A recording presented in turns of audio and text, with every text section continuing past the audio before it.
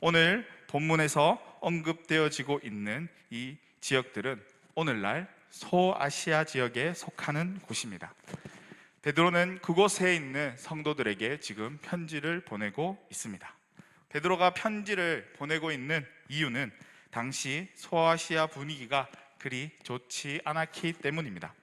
예수를 믿고 따르는 그리스도인이라는 그 사실만으로 고난과 박해를 받았기 때문에 힘들어하고 있을 성도들을 위로하기 위해 편지를 보낸 것입니다. 그래서 이들에게 구원을 허락하신 하나님을 의지하고 더 나아가 다가올 마지막 때에 천국의 삶을 소망하며 이 땅에서 구원의 삶을 누려가자라고 전하면서 위로와 권면의 말씀을 전하고 있습니다. 그러면서 베드로는 소아시아 지역에 있는 성도들에게 성도가 가져야 할 정체성이 무엇인지를 언급하고 있는데요, 성도가 어떤 존재인지를 서문에 이야기함으로써 그 존재에 합당한 삶을 살아가기를 원하고 있습니다.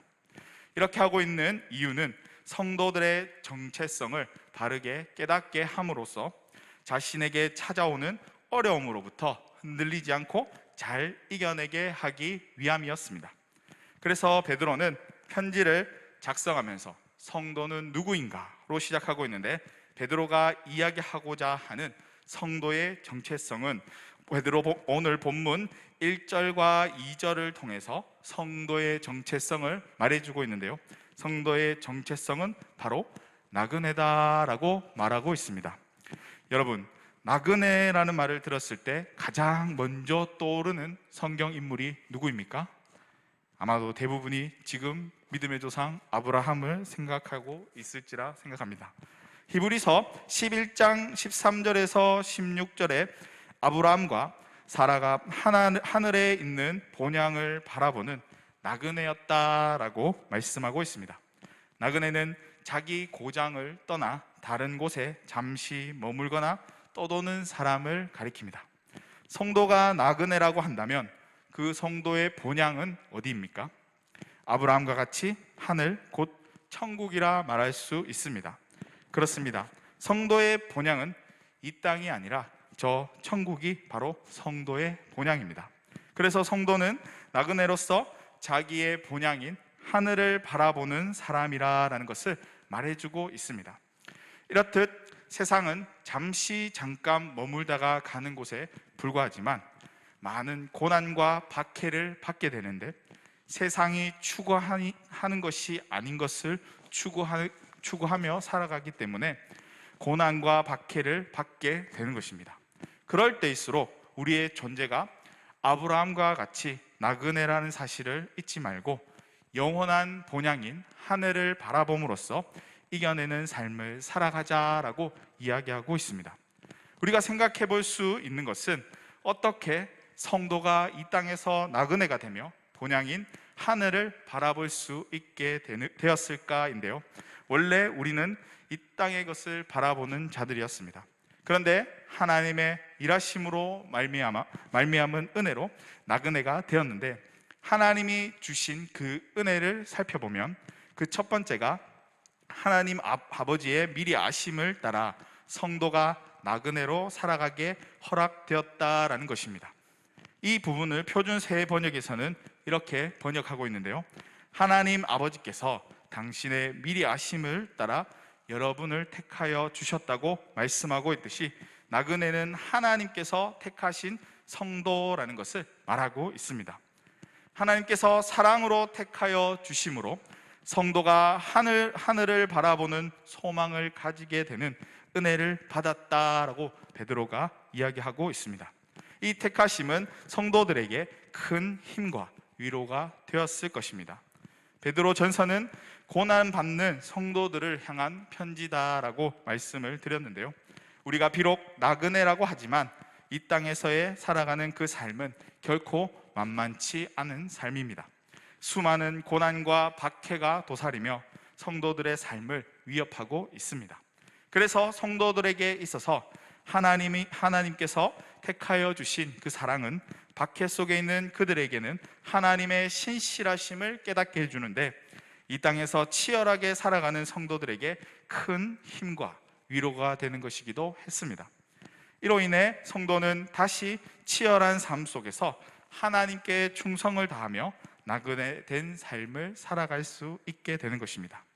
이로써 우리는 이 하나님의 택하여 주심과 신실하신 그 사랑을 통해서 성도들에게 힘과 위로를 주시고 하늘을 바라보며 소망을 품고 살아가는 나그네의 삶을 살아갈 수 있게 된 것이 하나님의 은혜로 주어졌다라는 것을 알 수 있습니다.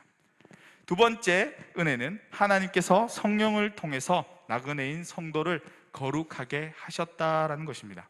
다들 아시겠지만 하나님께서 우리를 택하여 주시고 그리스도께서 십자가를 지심으로 우리가 하나님의 자녀가 되는 권세를 누릴 수 있게 되었습니다. 이것을 성령의 인치심이라고 할 수 있는데요, 이는 성령을 통해서 너는 내 것이다 라는 도장을 찍음으로써 자신의 백성이 되었다라는 것을 선포하고 있는 것입니다. 이렇게 함으로써 이 세상과 구별된 거룩한 백성이 되게 하시고 본향을 사모하는 나그네의 삶을 살아가게 해주시는데, 이 모든 것이 하나님의 은혜로 말미암은 것이다 라고 말해주고 있습니다. 이 성령을 통해 성도가 그리스도께 순종하며 나아갈 수 있게 되었습니다. 그런데 하나님께서 택하신 백성이 성령으로 거룩하게 되어 그리스도께 순종할 수 있음에 필요한 부분이 있는데요, 그것은 바로 그리스도의 피로 말미암은 정결입니다. 이것이 바로 세 번째 은혜이기도 합니다. 죄로 물든 사람이 하나님 앞에 나아가게 된다면 어떻게 되겠습니까? 죽을 수밖에 없습니다. 우리는 그런 존재였습니다.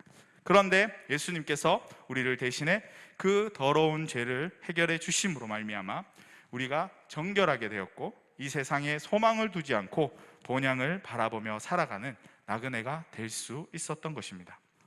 이 모든 것이 예수 그리스도께서 하나님의 말씀에 순종하심으로 인해 가능했던 것입니다. 그 순종의 능력이 성령을 통해서 우리 가운데 주어졌기에 우리도 순종하는 삶을 살아갈 수 있게 된 것입니다. 베드로는 이러한 사실을 전하고자 한 것입니다. 이 모든 것을 다시 종합해 본다면 성도는 이 땅을 살아가면서 고난과 박해를 받지만 하나님께 택하신 구별된 거룩한 백성인 나그네라는 것입니다. 그런 나그네의 삶이 하늘을 소망하며 살아가는 존재라는 것을 말해주고 있습니다. 그러면 나그네된 성도가 잠시 머물고 가는 이 세상을 살아갈 때에 어떻게 살아가야 하는 것일까요? 그것은 3절에서부터 5절의 말씀을 통해서 알 수 있는데요, 나그네된 성도는 하나님을 찬양하는 삶을 살아가야 한다라는 것을 말하고 있는데, 무엇을 찬양하는 삶을 살아가야 한다라고 말하고 있는 건가요? 먼저 산 소망을 가지게 하신 하나님을 향한 찬양을 드려야 한다라고 말하고 있습니다. 나그네라는 이유로 오는 고난과 박해로 인해 주저앉거나 절망할 수 있기 때문에 하나님을 향한 찬양을 드려야 합니다. 이러한 삶을 허락하신 하나님을 원망할 수도 있지만 하나님을 원망하기보다는 살아있는 소망을 가지고 본향을 바라볼 수 있게 해주신 하나님께 찬양을 드릴 수 있어야 하는데, 죄로 죽을 수밖에 없는 우리를 살려주셨기 때문에 하나님께 찬양을 드릴 수 있어야 합니다. 우리의 진정한 본향이 어디인지를 깨닫게 해주신 하나님께 감사의 찬양을 드려라 라고 말씀하고 있는 것입니다. 또한 산 소망을 통하여 이 땅의 것을 바라보지 않고 하나님께 찬양을 드릴 수 있다라고 말씀하고 있는데, 어떻게 그렇게 할 수 있습니까? 부활하신 그리스도를 통해서 너희가 거듭난 나그네가 되었기에 하나님을 찬양할 수 있다라고 이야기하고 있습니다. 그리스도의 부활은 곧 우리가 영적으로 거듭난 구원 상태가 되게 해줍니다. 그리스도께서 다시 사셨기에 그 부활 생명으로 우리 역시 거듭남을 확신할 수 있고 하늘을 바라보는 변화된 삶을 살아갈 수 있는데요, 이러한 모습을 우리는 제자들의 삶을 통해서 살펴볼 수 있습니다. 예수님의 십자가 죽음 뒤에 제자들은 절망하고 뿔뿔이 흩어졌습니다. 심지어 오늘 본문을 기록하고 있는 베드로는 예수님을 3번이나 부정하고 다시 물고기를 잡는 업으로 돌아가기까지 했습니다. 그런 그들에게 부활하신 예수님께서 나타나셔서 하나님의 나라의 일들을 가르치시고 승천하시고 성령을 그들 가운데 보내주셨습니다. 오순절 성령의 임재를 받은 그들이 어떻게 되었습니까? 하늘에 산 소망을 가지게 되었고 자신들이 어떠한 존재인지를 깨닫게 되었습니다. 이 땅에서 자신들이 나그네라는 사실을 알았기에 그들은 하늘 소망을 바라보며 그 소망인 복음을 전하는 삶을 살 수 있었던 것입니다. 뿐만 아니라 복음을 전하는 것으로 인해 순교당한다라는 것을 잘 알고 있었음에도 그들은 그 이 땅이 아닌 하늘의 산 소망을 가진 자들이었기에 예수 그리스도를 증거하는데 모든 것을 내어놓는 삶을 살아갈 수 있었습니다. 이런 산 소망을 통해 나그네의 신앙이 자라나게 되는데요, 살아있다라는 것이 자랄 수 있다는 것을 의미하고 있듯이 나그네가 가지고 있는 소망이 산 소망이었기에 신앙이 자랄 수 있게 되는 것입니다. 산 소망이 커지면 커질수록 어떻게 되나요? 예수 그리스도를 더욱 의지하는 성도로 자라날 수 있게 되며 고난과 박해 속에서도 산 소망으로 인해 위축되지 않고 더욱더 굳건해질 수 있다라는 사실을 말해주고 있습니다. 그래서 산 소망은 이 땅을 살아가는 성도들의 삶을 주도한다라고 말할 수 있습니다. 성도들의 삶 속에서 본향을 바라보며 힘있게 살아갈 수 있게 하는 소망이 바로 하늘 소망입니다. 이 소망으로 인해 성도의 믿음이 자라가고 성장할 수 있다라는 것을 고백함으로 그 하나님을 찬양하라라고 말하고 있는 것입니다. 다음으로 나그네 된 신자에게 영원한 유업을 잇도록 해주신 하나님께 찬양을 해야 합니다. 유업은 상속을 뜻하는데 성도가 받을 상속이 무엇입니까? 바로 천국 상속을 받게 됩니다. 예수 그리스도를 통하여 하나님의 자녀가 된 우리가 하나님의 나라인 천국을 상속받게 되는 것입니다. 그리고 이 천국은 우리가 잘 알고 있듯이 영원한 곳입니다. 이 세상은 썩고 더러워지고 새하여지지만 우리가 갈 천국은 그와 다르게 영원한 곳입니다. 썩지 아니하고 더러워지지 않고 새하지 않는 그런 곳이기에 이 땅과는 전혀 다릅니다. 너희 나그네의 본향이 그런 곳이다 라고 이야기하면서 영원한 유업을 잇도록 해주신 하나님께 찬양하자라고 그렇게 이야기하고 있는 것입니다. 마지막으로 우리의 구원을 인도하시고 보호하시는 하나님을 찬양해야 한다라고 이야기하고 있는데, 하나님을 믿는 하나님의 백성은 고난과 박해 속에서 흔들릴 수 있습니다. 이 흔들림 속에서 하나님을 믿는 나그네의 모습으로 하늘 소망을 품고 살아간다면 하나님께서는 능히 자신의 능력으로 성도들을 보호하시고 구원의 삶으로 인도해 주신다라고 말씀하고 있습니다. 이것은 하나님을 향한 믿음이 우리를 어렵게 하는 것이 아니라 오히려 우리를 보호하신다라는 것을 말해주고 있습니다. 이러한 하나님을 향한 찬양은 마땅히 나그네 된 성도들의 삶이다라고 베드로가 우리에게 전해주고 있습니다. 그래서 오늘 말씀을 한 문장으로 요약해 본다면 오늘 제목과 같이 산 소망을 가진 나그네라고 할 수 있습니다. 하나님의 은혜로 하늘의 소망을 바라보며 하늘을 바라보는 산 소망을 가진 나그네로서 살아갈 수 있게 해주신 것입니다. 그리고 나그네는 이 땅에서 산 소망을 통해 믿음이 점점 성장해지게 되는데, 하나님께서는 이 믿음을 가지고 복음을 전하게 하시고 나그네를 구원으로 인도하시고 보호해 주십니다. 이러한 하나님을 찬양하는 성도들의 삶을 살아갈 수 있어야 합니다. 미국 사람들은 자동차 범퍼에다 여러 가지의 스티커들을 많이 붙이고 다닌다고 합니다.